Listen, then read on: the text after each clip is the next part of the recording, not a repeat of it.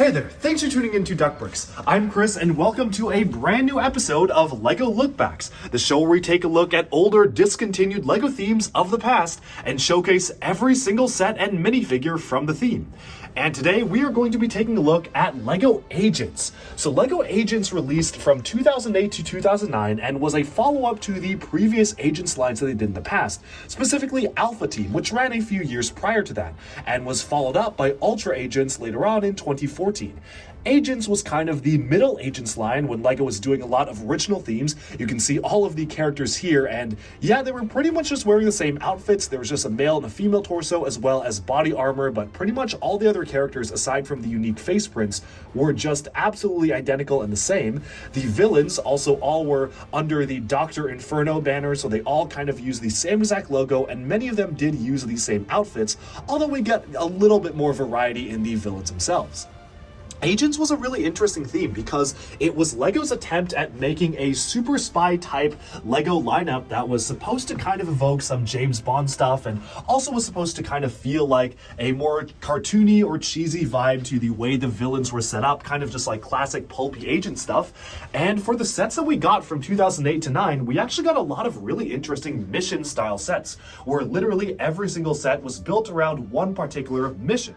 So here are all of the LEGO Agent sets, and one of my favorite things about here is that, well, it's pretty easy to showcase them because you can see you have one good guy faction here, one villain faction here, and unlike in most modern LEGO themes where there's a significant focus on the heroes and the villains maybe get like one or two sets and a lot of side builds, there's a pretty equal focus between the villains and heroes here.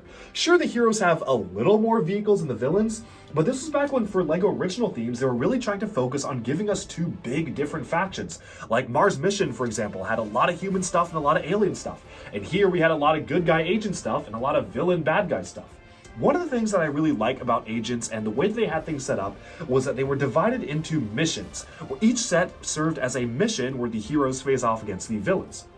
And in those sets, the builds were actually pretty comparable. They were like battle packs in a sense, where for instance, you had the jet facing off against the truck here, and I would say these are like pretty comparable in terms of the size and stuff that you get here. You had the car facing off against the helicopter and busting through a gate, which unfortunately, the pieces to the gate are broken. Like I don't have the gate with me right now, but it did come with the car and helicopter. You've got the Agent submarine, which also is facing off against a pretty decently sized boat. All in all, there were a lot of really good types of conflict in a box sets where you could really have a good guy vehicle, a bad guy vehicle, and compete from there. Sure, there were some sets that were heavily skewed towards one or the other, like the Agent's truck pretty much just gave you the big truck and like a little side build, as well as the evil mech gave you just a little bit of a four-wheeler ATV to go alongside the massive villain build. But for the most part, a lot of the sets were pretty equally balanced, and having the advertising for LEGO Agents be focused on specific missions, like mission 1 was in the ice, so you had like a helicopter pack versus the snowmobile, that was a really cool way of doing things. Moving closer in on the hero vehicles here, you can see that they had a pretty diverse setup in terms of what they were doing for the vehicles and the types of missions you could go on. There were two water-like vehicles, so you got a boat and a submarine, and I guess you got a third one in the form of a jet ski as well, so those were water vehicles. You have air vehicles in the form of the main jet here, as well as the helicopter, which was a really fun set. We'll show off that function in a second. And then you have a lot of wheeled vehicles. So you have the car, which notably was used as Clutch Powers' car in the Clutch Powers movie, which is why it's probably very memorable to lots of people, as well as you've got like the ATV here, another like bigger ATV, a big kind of truck-like build here, the motorcycle, and of course you also had some other stuff like these other flying vehicles here for side builds for other sets. And same with the villains. You had a pretty good assortment of different types of things, although interestingly enough, the villain faction was more focused, or at least somewhat focused, on location buildings versus just all being vehicles. You had what I mentioned previously, there was a large gate for the cars, which was set up previously, but you don't have that right now built. You have this large kind of swamp outpost here where you can have the motorcycle flip off. You had some sort of a buoy in the water, you have a base to deploy some of the evil robots from, and of course the classic volcano base, which is one of the best LEGO Agent sets in my opinion, just a really good LEGO playset. But let's just kind of go in and take a look at what each of these sets could do. One of the coolest things that LEGO Agents brought to the table was that they introduced a lot of new pieces in drum lacquered silver. This was back when if they had to drum lacquer a part in silver, they actually had to make a brand new mold for it to allow the coating of the silver to add just a little bit of extra space to make it compatible with other LEGO pieces and not make it too big or too tight. Things like the Agent's car here.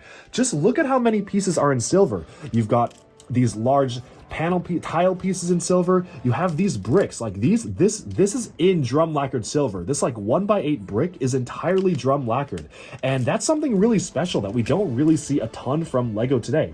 I think the closest comparison is with LEGO Monkey Kid, where when Monkey Kid first came out, we got a lot of pieces in drum lacquered gold for the first time. So we had like these in drum lacquered gold and whatnot, and that was really the only modern big push in terms of drum lacquered specialized metallic pieces for a LEGO original theme. But back when they were doing it for Agents, I mean, they went all out. And you can really see the amount of effort that went into doing it for each and every one of their vehicles. The car is the big one, but also you have it for the jet. So you have the front cone of the jet in drum lacquered silver, some of the side panels as well. You have, of course, these older windscreen style pieces being used for the ATV here in the specialized silver. And when they couldn't recolor a piece in silver, they would do it in gray and then put a drum lacquered silver colored sticker on the top to really just add that sort of extra shine to the vehicles. And that was what really made the Agents color scheme stand out. When LEGO wasn't doing stuff in chrome, this was the next best thing. And I think that was so cool, having so many pieces being colored in that particular color for the first time, specifically for the LEGO Agents theme. The villains, on the other hand, didn't really get that many unique recolors, but they did have a very unified color scheme. As you can see here, they really stuck to the color scheme of black, orange, and maybe some grays. And sometimes they would add in a few like neon, or sorry, not neon, they had a few in lime green elements just to act as like specialized poison canisters. Like you had one here, for example, which was like a lime bomb or something with 30 seconds left in the bomb. So that was used to denote some of their weapons. Like you've got just a little bit of lime here, but I like how they were pretty much just focused on the black and orange. And then they just did stuff like this to really suggest that this is something to do with weapons, like the lime laser cannon on top of the main mountain volcano base. Starting off though, I do want to talk about the Agents vehicles themselves, because this was a really diverse and unique line for LEGO, and one that I think is really cool, and one that I really wish LEGO would do more stuff with Agents themed vehicles. First of all, I think you have to start with the truck. This set the tone for what you would want to expect out of a mobile headquarters for LEGO Agents or LEGO mobile headquarters in general. We got a few more sets like this after Agents. I mean, initially we got the mobile truck from LEGO Alpha Team a few years prior, but that one is a lot simpler than this. We got one for Batman, we got one for Ultra Agents, we had one for World Racers. But in my opinion, this one is still probably the best one we have ever gotten. So let's take a look at exactly how this all works. First of all, you can see here that the front of the truck does flip open, and there are some little missile pods on the inside, so you can have weapons shooting out of the front of the truck. That's what the front of the truck does there. Now, this detaches pretty easily, and you do have a piece that can fold downwards to allow the trailer to stand on its own, but if you don't want to have it standing on its own, you just hook it up there and that works just fine. They did improve the connection point for the front cab compared to the trailer for the newer Ultra Agent set, which we'll take a look at when we do a video on all the Ultra Agent sets, but this was good for what it was. And this has a lot of features packed in. So first of all, it had a feature where you could launch a jet from the top here. You could also launch an ATV from the bottom as well. So all of these are stored on the inside. And you can see some of the vehicles here, but for the most part, I've kind of separated them out. These fold open, and this entire thing folds upwards, and there you have it. This was the interior of the LEGO Agents truck. I think my favorite piece is this right here, where you could actually shine a light to project briefings, like mission briefings, onto the wall here, and each of these are references to some of the other sets. The remote-controlled sharks was a reference to the boat set, and then you could swap it out here, and then project another light for Dr. Inferno, who is the main villain. Presumably, maybe you're getting ready to storm his volcano lair. And these were just like really simple prints that were done on these pieces here that were just so cool. I mean, so clever in the way that they were done. It works absolutely perfectly, and I am a huge fan of this one feature. I wish they would do more stuff like this because this is just so cool and works perfectly. Moving onwards, there is a crane to allow you to deploy another truck. So there are yet more vehicles hidden inside here. So the way this works is that kind of lifts this up and you can put it on the ground like so. So you could pretend that this could drive off. So that was a nice thing here. And then you have a prison cell for the villain. So it did come with a villain in the set, which of course, the main function there is you can twist a knob on the back and bust your villains out, which of course, if you have a jail, they need to be able to be busted out. And then you just put this back in here and close it up. On the back here, you also have another vehicle. This is just another water jet ski. So you just pull this out, remove the jet ski. The most simple, like just tiny little jet ski here. But they were packing a lot of vehicles into this. And it was really impressive to see so many things be able to be folded outwards. And you could just push this in. And that's the back of the truck. Overall, this was just a really fun playset, and I like how despite the fact that the agents didn't really get their own main base, they absolutely got this entire playset, which acts basically as a base of its own. Let me go ahead and put the last missile there, so of course you could launch missiles from the side there. You have all sorts of different lights and tools mounted on a weapons rack here, and again, this function, knocked off the piece there. This function was just so good in the way it was done. Now, one thing that I will say is that for the most part, a lot of these sets are pretty rudimentary compared to what you would see from LEGO sets today. A lot of pieces fall off more easily, and they were doing a little bit better. 2006-07 was probably the worst in terms of having pieces be actually falling off of models. That was a little better for agents, but they definitely were not quite up to the same construction standards as you would expect to see in today's day and age. This was also the era when LEGO was making stickers that honestly don't stand the test of time and do peel quite a lot.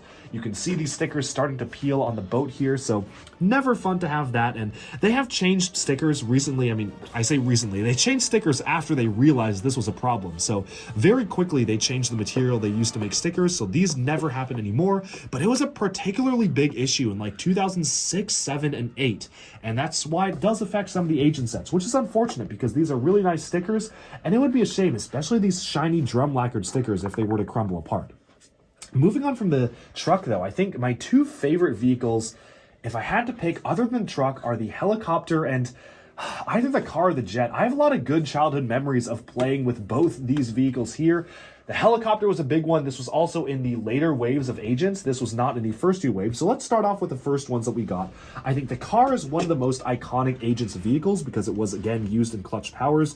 You have this kind of almost James Bond-esque car where you can push a button here to allow just little easy missile or guns to pop up from the top here. You have the flick fire missiles, which can be launched out of the back here. So that is just a super simple thing. You lift it up and you launch the missiles outwards. And the way this works is you actually rotate the back. So you rotate this here to allow that to fold up, then you rotate again and it folds downwards. So that's a really clever feature. You don't actually have to actuate it with your hands. It's just a little piece here that folds upwards and downwards. This actually also has an ejector seat, which is super fun. Let me see if I remember where the actuator... that's right. Okay. So if you're driving along, let's get an Agents minifigure. I saw a couple of Agents figures in the truck here. Let's just grab one of our guys, and let's say you're driving along, but you're in trouble. You hit a roadblock, and you need to get out. So what you do is, if you smash into something on the front, the way it works is that you're supposed to eject outwards. Let's try that one more time. Okay, maybe there's not like a lot of force in this. You have to, there we go. You have to really hit it. But that was a really fun function where there's a simple mechanism on the bottom of the car to just allow the seat to push upwards whenever you hit the bumper there.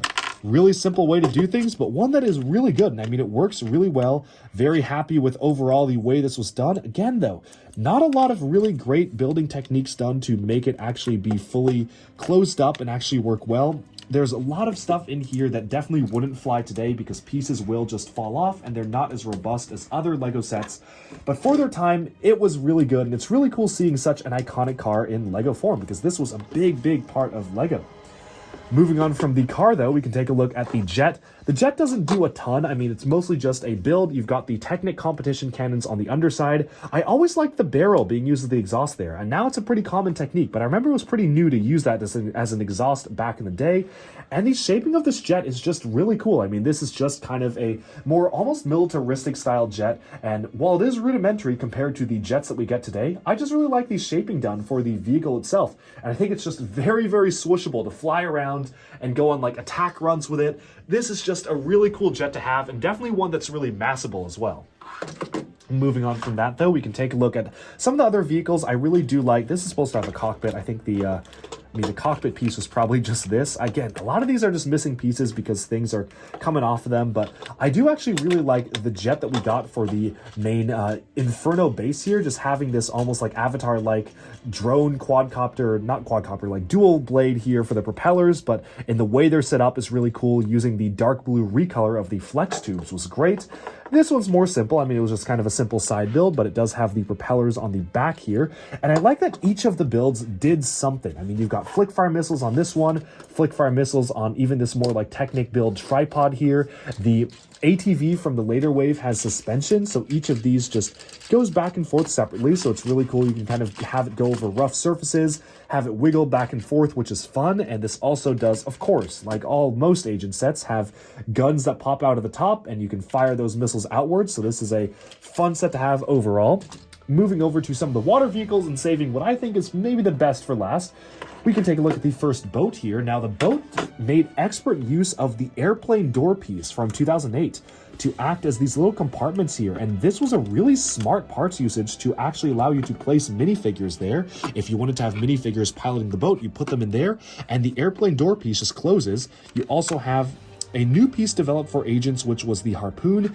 This one was just okay, I mean, because you can get the string tied around a lot of stuff. I'm not the biggest fan of the way the string worked here, but the way it works is that you kind of fire this outwards. It acts like a flick fire missile. You harpoon onto a villain, and you can use the boat to pull them back or have it be following there. So that was a fun feature to have, but one that's a little frustrating to deploy and keep the string just wound up. I think the idea was that you're supposed to wind the string around here, which is why there's a like special brick here, like so, and then you have the harpoon that can be stored on the side there, so that's why you have the string kind of feeding out of the side. But I think in general, would have preferred it if it was just a little bit easier to tie up the string here. Now, this did have a net launcher on the side, which net launchers are pretty hit or miss for LEGO. But I think my favorite part about this build, and one that I played with the most as a kid, was that you can detach a submarine on the back. So you press this button, the submarine detaches outwards, and this is a really basic submarine. This is like the most basic submarine you could have. But I had a lot of fun in the bathtub as a kid playing around with this, and just having this be a detachable boat that actually looks pretty good. Like, this is a pretty nice, like, closed up submarine to swim around in. Is very good for the boat. It's super simple. You just clip it back on, and there you go. For the other underwater vehicle, this was the Other Agent submarine, and this was a really good set. Came with the only glow-in-the-dark specialized color octopus, which is one of the rarest animals ever made. That was on my list for rarest LEGO animals, which is another top 10 video I did. This is a really nicely shaped submarine. I like the bulbous front. You have of course, the classic submarine style cockpit, the periscope on the top there, the two fins for aerodynamics on the back or water dynamics.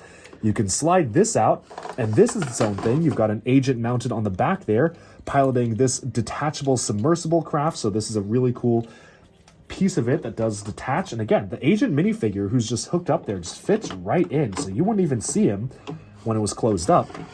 You also have another feature here where this entire piece opens up. Let me see if I can get this here. So this is missiles that can be launched from the top there. And if you open up the front compartment here, you have a little treasure chest that's stored on the inside, where I guess the goal of this mission was to recover some sort of a treasure before the villains could. So once you recover the treasure, you can slot it safely in the submarine, close that up, fold the missiles in, and there you go. Just a good looking vehicle overall. But by far one of the most entertaining LEGO Agents vehicles was the helicopter. And I think this is probably one of the best LEGO helicopters they have ever done. For one reason. Check this out. Yeah, look at that. So this is a really, really cool dual rotor helicopter feature, and the way it's geared up is that obviously despite the rotors actually like overlapping with each other, they never will hit each other if you have it geared up correctly. So this is such a cool feature to have for the two blades to rotate. Now, they did stuff like this again. They actually did a lot of this type of vehicle for Legends of Chima. You can see right here, years later, they did it for Chima. They did it for the Crocodile Flyer here, so a super similar function for that. And they did it for the Lion Flyer, which is right here as well. So they did another one for the Lions. But honestly, I feel like it was done to the best of its abilities in Agents, where this is so fun to actuate. It stays together. It's not hard to push like some of the Chima ones. This just works so well, and being able to just let this fly and you push the button and it flies like this is so, so cool.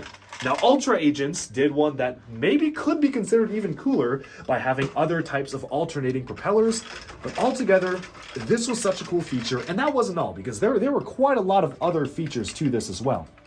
First of all, this was more of like a troop carrier, so you can open it up and each of these folds this way. I always thought it was weird how they folded in this iteration. I would have preferred if they could have been like moving outwards like this, but instead you kind of open it up like that, which does feel a little bit awkward to me. I mean, I guess you can do something like this and let them pour out of the side. Would have preferred it if you could have actually opened it like this, like the Republic gunship from Star Wars, but it's still cool how you can see a full interior in there, and each of the interior bits does hold a separate agent. You could actually hook up the agents to these backpacks on strings. So these are on strings, you hook them up, and then you can push this right here, and that controlled the winch. So if you hold this up, you could allow the agent to rappel down and kind of descend downwards from the helicopter, which is a very cool feature. And then you could wind it up again if you wanted to have them retreat back into the helicopter. Super simple, just 2 sets of winches there. That was a really cool feature because they had the specialized new backpacks which allowed them to be mounted on the back there. Closing this up though, this was overall just a really solid build for a helicopter. One of the most fun to play with for sure. Definitely not quite as sturdy as most of today's sets, but for 2009 this was pretty passable, and I think set the tone for what you would want to see from an Agents helicopter in the future. With that, we've taken a look at pretty much all the Agents builds. One of the things I feel was really missing from the Agents line was, I personally would have loved to see an Agents HQ that wasn't the mobile command base. Having an actual physical Agents building would be really cool, and I think it would have been cool to have a counterpart to the physical volcano lair, which obviously is inspired by a lot of kind of classic Agent stuff. Would have been cool to get a spy organization tower or some sort of a complex as well. But for what we got, having it be a very vehicle-focused line wasn't bad at all. Moving over to the villains though, we're actually going to start in a different order this time and start with the biggest one. This right here, let's try to get this circling around, was the massive volcano lair. So this was a really fun set to build, and of course one of the most iconic LEGO Agent sets. You've got the laser cannon, which I guess you can kind of hide away on the back there, so just like that, you don't see a laser cannon, there's no cannon here. And then it can rise up from the back, super simple, but look at the way this cannon is built.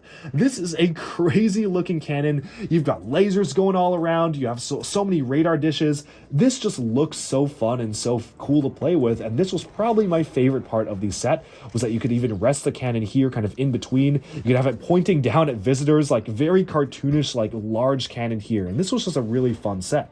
I also really like the sticker being used for the display piece here to kind of arm it against the incoming helicopter, which was one of the components of the set itself, showcasing that yes, the cannon is indeed, in fact, armed and ready. The gates themselves are cool because you've got the drum lacquered silver pieces being used for the teeth of the gate, and then you just kind of open it up like this.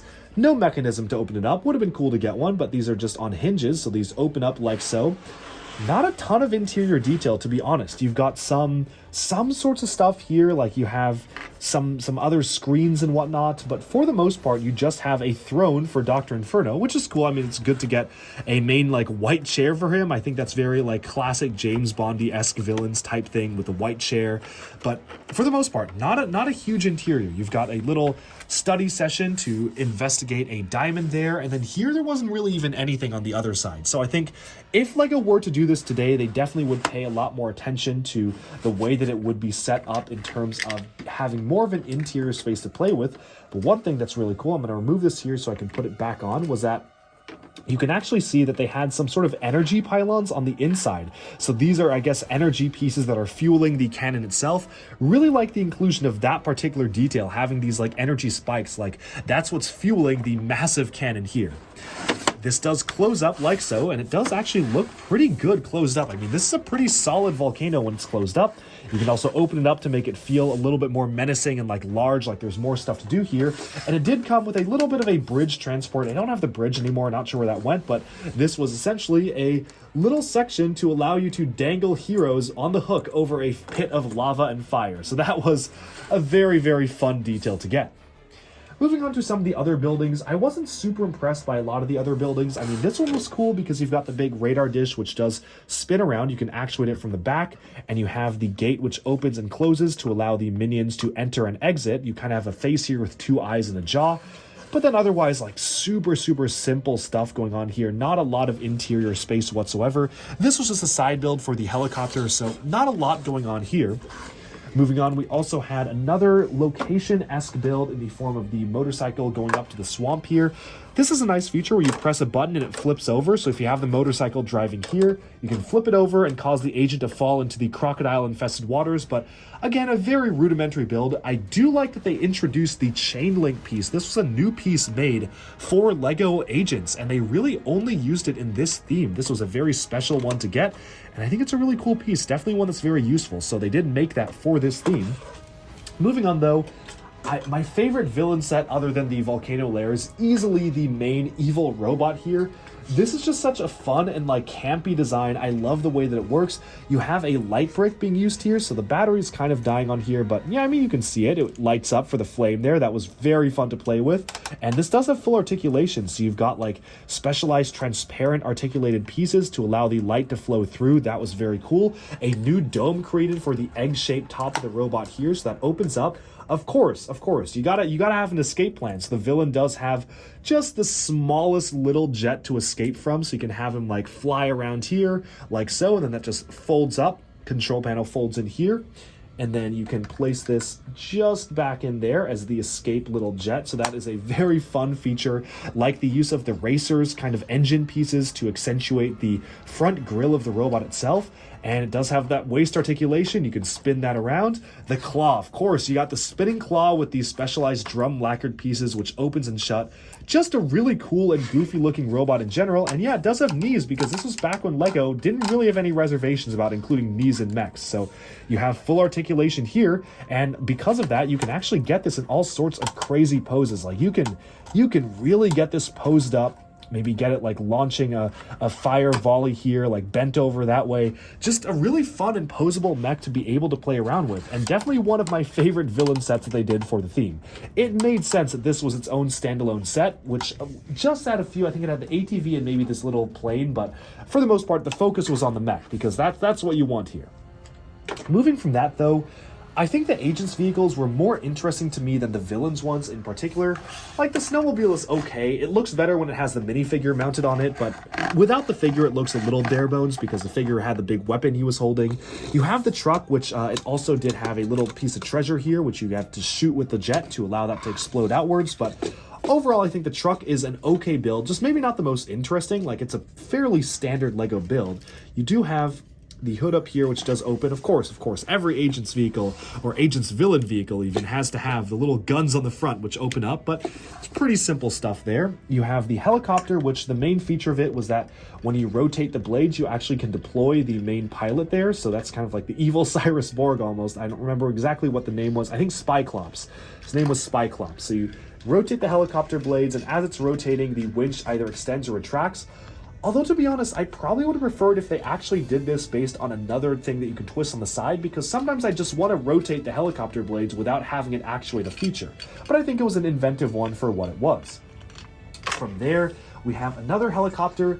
This one's probably just okay. It doesn't really spin up that much, and I think it definitely is hurt by this cockpit canopy being used because there's so much empty space here, but it was all right for what it does. Wow, this sticker is just really peeling off there. I'm going to try to reattach that, but again, the stickers were not great for these particular sets. They really do tend to peel quite a lot, and you've got another one peeling right there. But then you have that speedboat, which was nice because the speedboat actually did spin the propeller as you drove it along, so that was a cool feature to get, for the propeller to actually spin, but nothing too crazy there, just like the hovercraft speedboat type build. We've seen that in Technic before and stuff like that.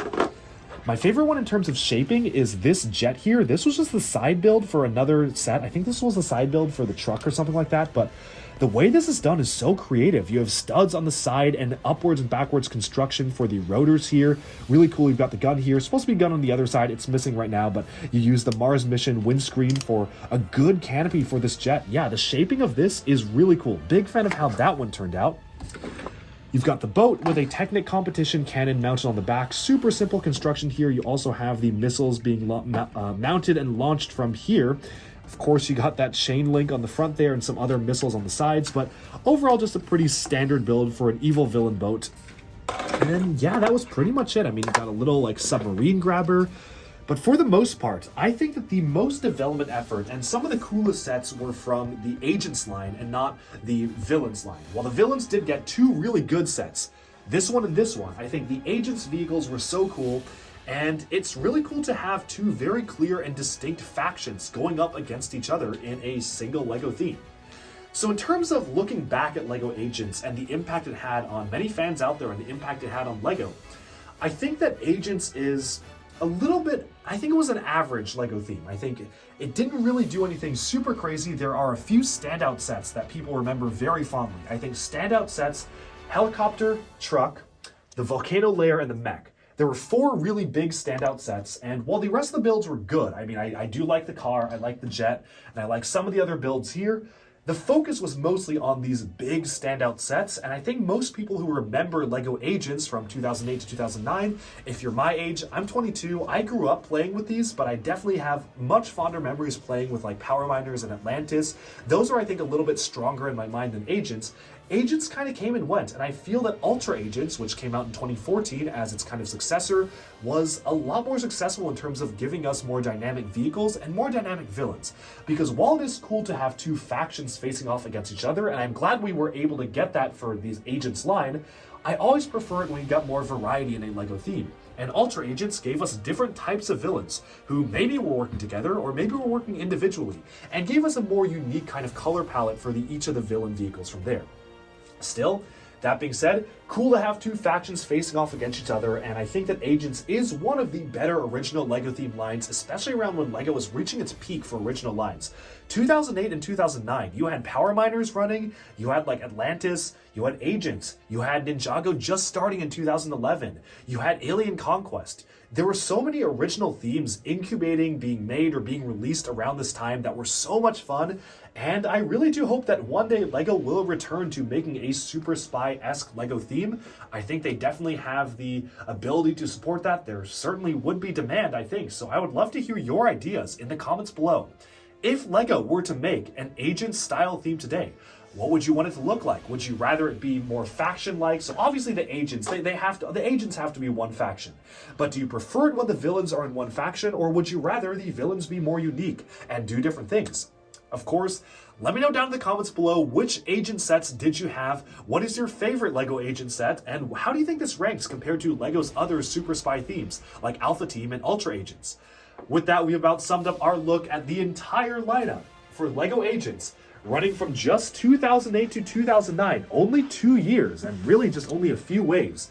But we did get a lot of great sets, a lot of classic LEGO sets. I can't wait to hear your thoughts, and we have summed up this look back at LEGO Agents. Thank you all so much for tuning in. Be sure to like and subscribe for even more LEGO news, reviews, discussion, and analyses coming your way very soon. Thanks, and bye for now.